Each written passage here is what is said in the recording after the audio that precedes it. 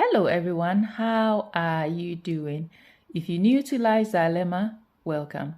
So, today I'll be discussing about the choice of a partner. Yes, the choice of a partner and how it could either make you or break you.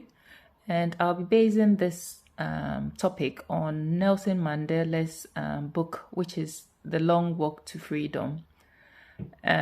So, in this topic, I'll be discussing about the two wives that he had in the book. And he also had some girlfriends, but obviously I wouldn't be discussing about them. So I'll base this on the two wives, this topic on the two wives.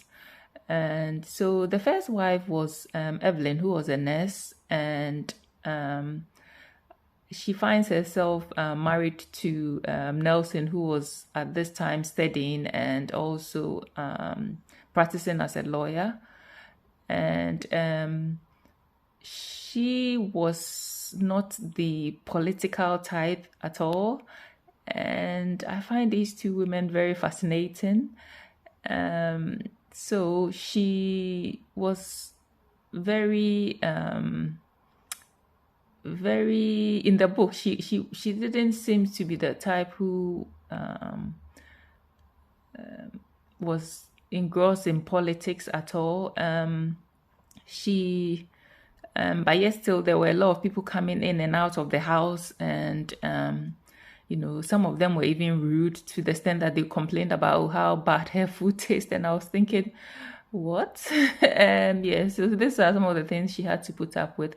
And she financially supported him as well, whilst he was using his time to save the cause for freedom for his people in South Africa. So which was good of her. And also Nelson didn't seem to be someone who was always at home. He wasn't. He was always out and about, and it was even picked up by the child who asks, where does the father live? And it was interesting because most books will sugarcoat things, but actually this was prompted. And I was wondering, well, if this is how the daughter feels, what about the wife? And, how does she feel being with a husband who never stays at home?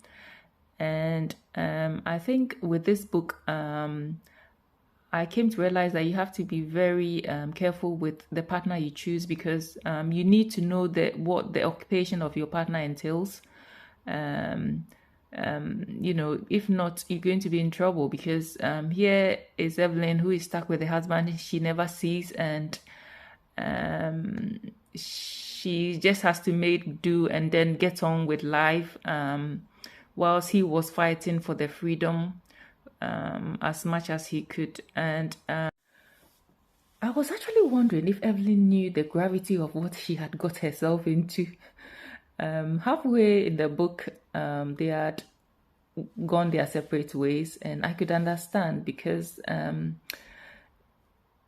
she wasn't the type who was into politics, in my view. And even with Mandela, he was a lawyer, and I think with his daily encounter with people, he ended up trying to fight their rights. And in fighting their rights, he transitioned from a lawyer to a freedom fighter.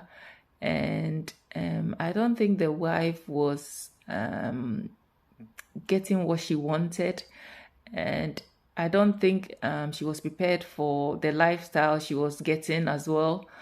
And it's understandable how they ended up splitting. So now let's talk about the second wife. Oh dear, Winnie. Winnie was, she was differently. She was just she was someone that I think knew the political lifestyle. I think her dad was in politics, and obviously she had seen her mom, the way they lived as a political wife. And obviously I think the extreme, which I don't think she was aware of, the extreme levels of Mandela compared to his dad. I don't think it was the same extremes. Extremes. And anyway, Winnie was part of the struggle.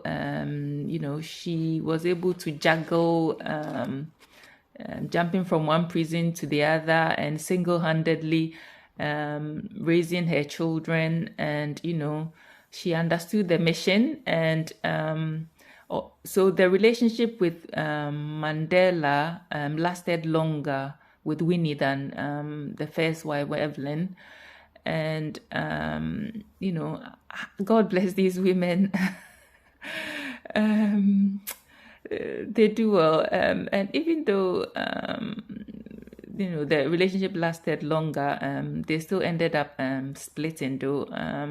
And I think there was some attack on Winnie, and which the book didn't say, so I don't know what I feel that from this book, you have to know exactly what type of relationship you are getting yourself into and what it entails. As these women, in my opinion, were virtually single, and I could not imagine the stress and the fact that they had to look after the children themselves, and I don't know how they managed to keep themselves sane. Considering that they'll be chased by police, and thinking that they might have hidden their husband, which was Mandela, and the stress that this will be for themselves and their children.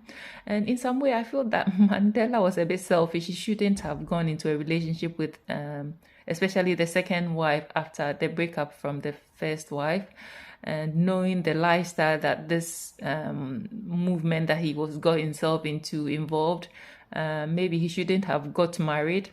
But anyway, to be fair, he actually did acknowledge at the end of the book the contributions of the family, the wife, the children, and how they were virtually ignored whilst he was fighting the freedom. And he was thankful for the contribution they did financially, mentally, that they actually did help him, and he was grateful for the contributions that they did. And I did respect the fact that he acknowledged the wives, because they were virtually living in the shadows of his life, and they couldn't do much. They were just just existing under his shadows, and all the stress that they had to put up with. They do get my respect. They did very well, because this was not an easy thing. And in a way, we can also attack blame Mandela too much, because he didn't know what to expect. He couldn't tell you what even the day would be like, or the next day would be like. So how could he have planned what to have done? And he was just living day after day, so he couldn't tell what could happen. So in a way, it's understandable that he also could not tell what would happen to him. So maybe that's why he had gone in for the second wife, because he didn't think it would have gone to that extreme of even going to prison, and the rest which had happened. So I feel that with this, you have to be very careful with the relationship you get into. As you need to know everything about the person that you're getting yourself into in the relationship, and if not, good luck. Stay blessed, and bye.